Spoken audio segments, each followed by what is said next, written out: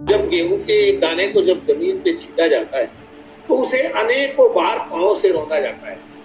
उसके ऊपर चलते हैं लोग और उस चलने के कारण स्वाभाविक तौर पे एक जो गेहूं का दाना है, वो गेहूं का दाना का जो ऊपर का जो चमक होता है वो मिटते जाता है। धीरे धीरे वह गेहूं का जो दाना है वह मिट्टी में सड़ने लगता है। उसमें से ये अंकुर जो बाहर को निकलता है और इस प्रकार वह गेहूं का एक दाना कुछ ही शब्दों में आप जब उसे पेड़ के नीचे जब ढूंढने जाएंगे तो आपको मिलेगा। असल में वह जो गेहूं का जो दाना था वह सड़ चुका है और यूं कहें तो जो पेड़ उगा वह पेड़ उसको खा गया और हमें वो केवल एक अंकुरित पेड़ ही दिखता है। गेहूं के दाने को आप ढूंढने पर भी वो नहीं मिल पाएगा। इसी तरह अगर हम उस एक गेहूं के दाने से उगा हुआ एक पेड़ अगर लगे, उस एक पेड़ से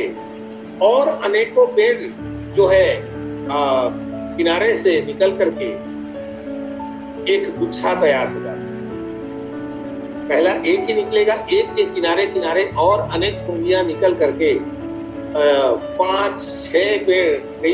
एक दाने पर हो जाते हैं। और इस प्रकार जब अनेक पेड़ होने पर हम परमेश्वर के वचनों में देख सकते हैं या एक किसान अपने खेतों में भली भांति इस विषय को झांक सकता है कि उसकी खेत में जो एक पेड़ उगा था उसके साथ में 3-4 और पेड़ किनारे से निकल करके उस पूरे एक गुच्छे में जब बाल लगने लगता है या जब उससे जो दाना निकलती है तो एक गुच्छे में मेरे प्रियो लगभग एक पेड़ का जो दाना है 200-300 दाने होते हैं। इस प्रकार यदि एक ही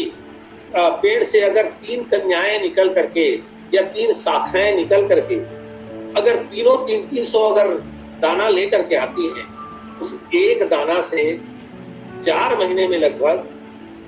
900 दाना निकले। ये मैं बातें आपके सामने क्यों रख रहा हूं, इसलिए आप मतलब कुछ परमेश्वर का वचन हमें यही कहता है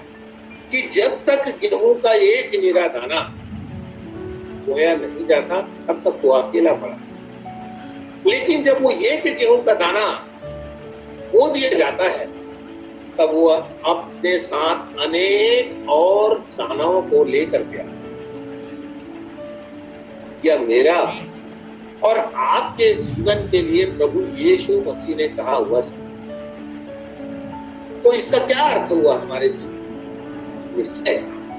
प्रभु चाहता है कि मैं और आप की जो हमें मिला हुआ ये एक जीवन है, इस एक जीवन को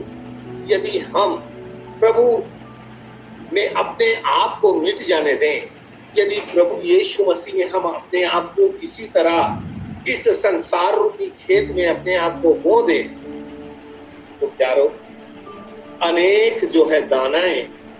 मेरे और आपके भी जीवन में लगेंगी और हमारा जीवन फलवंत हो जाए।